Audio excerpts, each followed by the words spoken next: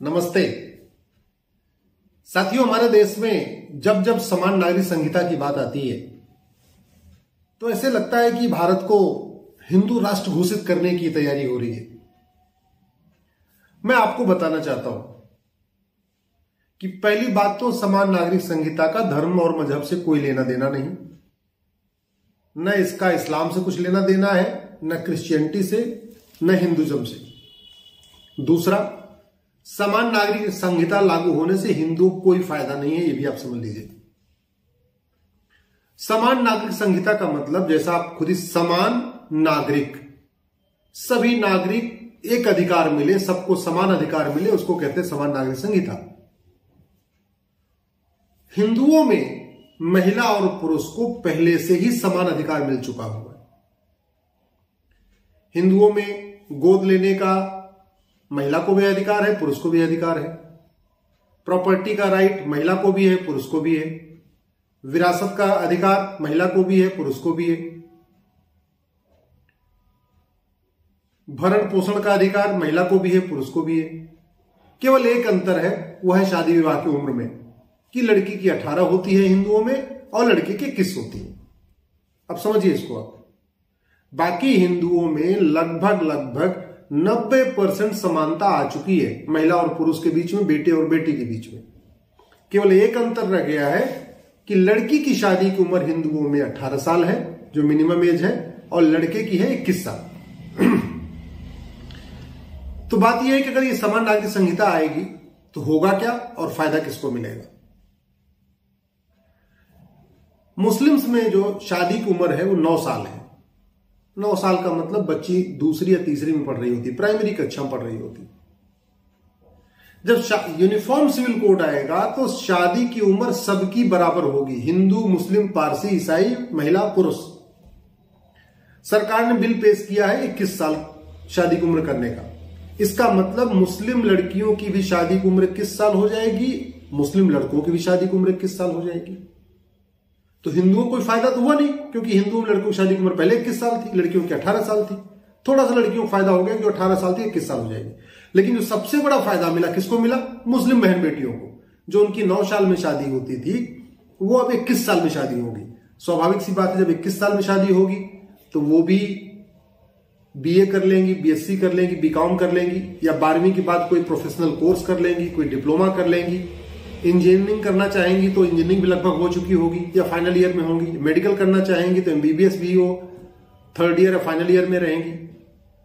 BEd करना चाहेंगी, मतलब कुछ भी करना चाहेंगी तो कम से कम वो एक उनकी पढ़ाई लिखाई हो चुकी होगी। तो इसलिए जब यूनिफॉर्म सिविल कोड आए तो सबसे पहला फायदा किसको हुआ? मुस्लिम्स को।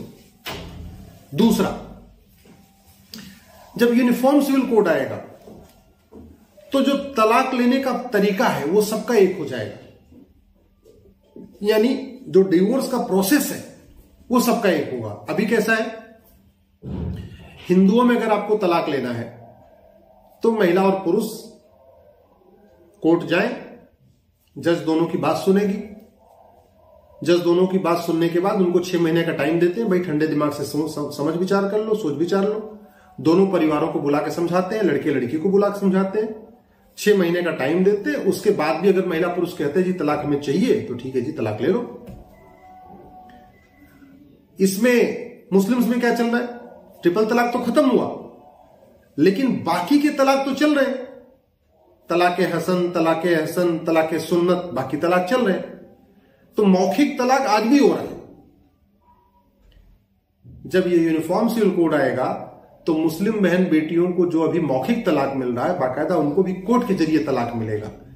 जज दोनों पक्षों को सुनेंगे, दोनों पक्षों को समझाएंगे, 6 महीने का उनको टाइम देंगे सोचने समझने का।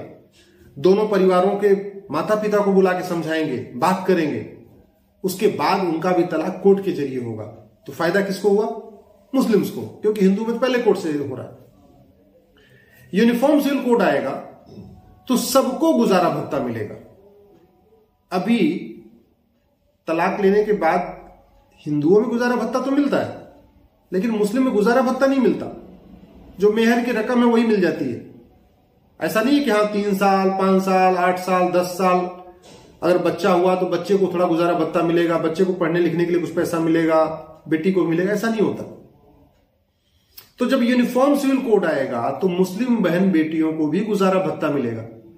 तो फायदा किसको हुआ? मुस्लिम बहन बेटियों को, क्योंकि उनको अभी बिल्कुल नहीं मिलता था, अब उनको मिलेगा। हिंदुओं को कोई फायदा नहीं, क्योंकि उनको पहले से ही मिलता था। तो यूनिफॉर्म सिविल कोड आने के बाद कोई फायदा तो हुआ नहीं। इसी तरीके से गोद लेने का अधिकार, हिंदुओं में महिला को भी गोद लेने का अधिकार है, पुरुष को भी गोद लेने का अधिकार है।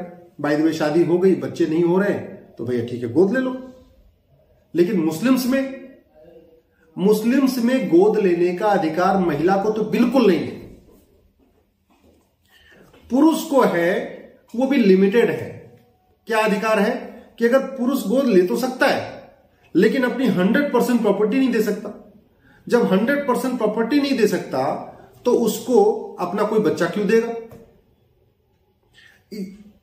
मुस्लिम्स में पॉलीगैमी का यानी बहुविवाह का एक बहुत बड़ा कारण यही है।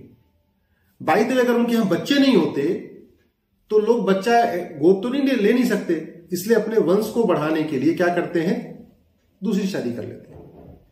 इसमें एक बात और भी है, मुस्लिम्स में चूंकि 100% प्रॉपर्टी नहीं दे सकते, और बाय द वे किसी के पास बहुत प्रॉपर्टी है, मान लीजिए 10 करोड़ की प्रॉपर्टी, 20 करोड़ की प्रॉपर्टी है,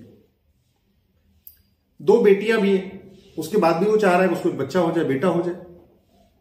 बेटा होगा या बेटी, ये महिला पे नहीं बल्कि पुरुष पे डिपेंड करता है। अब उसने 3 बेटियां कर लिया, 4 बेटी कर ली, 5 बेटी कर ली, बेटा हो ही नहीं रहा, तो क्या करता है? गोद ले नहीं सकता कोई किसी और का बेटा, अपने भाई का बेटा, किसी और का बेटा, तो वो क्या करता है? बेटे के लिए भी दूसरी शादी कर लेता है। यूनिफॉर्म सिविल कोड आएगा तो मुस्लिम बेटियों को भी बराबर का अधिकार मिलेगा गोद लेने का, मुस्लिम पुरुषों को भी गोद लेने का अधिकार मिलेगा। तो ये जो बहुविवाह उनको करना पड़ता है मजबूरी में, इसको करने की जरूरत नहीं पड़ेगी। कोई भी महिला नहीं चाहती उसके घर में कोई सौतन आ जाए, कोई नहीं चाहती। तो सबसे बड़ा जो फायदा मिलेगा यूनिफॉर्म सिविल कोड का, वो हमारी मुस्लिम बेटियों को मिलेगा, मुस्लिम बहनों को मिलेगा कि उनके घर में कोई सौतन नहीं आएगी, उनको भी गोद लेने का अधिकार होगा, उनके शौहर को भी गोद लेने का अधिकार होगा। ये हुआ फायदा। इसी तरीके से प्रॉपर्टी का राइट, हिंदुओं में तो बेटी को भी बेटे को भी बराबर अधिकार है, बहू को भी, वाइफ को भी, हस्बैंड को बराबर प्रॉपर्टी का अधिकार है। लेकिन मुस्लिम्स में नहीं है। तो जब यूनिफॉर्म सिविल कोड आएगा तो किसको फायदा मिला? मुस्लिम्स को। वसीयत का नियम, विरासत का नियम, ये जो राइट है ये भी हिंदुओं में इक्वल है। बेटी बेटे को बराबर है, बहू और बेटे को बराबर है, महिला पुरुष को एक समान है, पति पत्नी को एक समान है। लेकिन आपके मुस्लिम्स में नहीं है। तो यूनिफॉर्म सिविल कोड आएगा तो उनको भी बराबर अधिकार मिल जाएगा। तो फायदा क्या हुआ? मुस्लिम्स को। इसलिए यूनिफॉर्म सिविल कोड आएगा तो लड़के लड़की की शादी की उम्र बराबर होगी, गुजारा भत्ता सबको मिलेगा, तलाक लेने की प्रक्रिया एक कॉमन होगी, गोद लेने का अधिकार, भरण पोषण का अधिकार, विरासत का अधिकार, वसीयत का अधिकार, प्रॉपर्टी का अधिकार सबको समान होगा। तो फायदा किसको हुआ?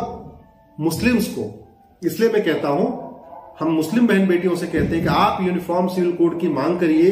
ये पुरुष नहीं चाहते कि आपको बराबर अधिकार मिले, आप खुद आगे आइए, तभी ये लागू होगा।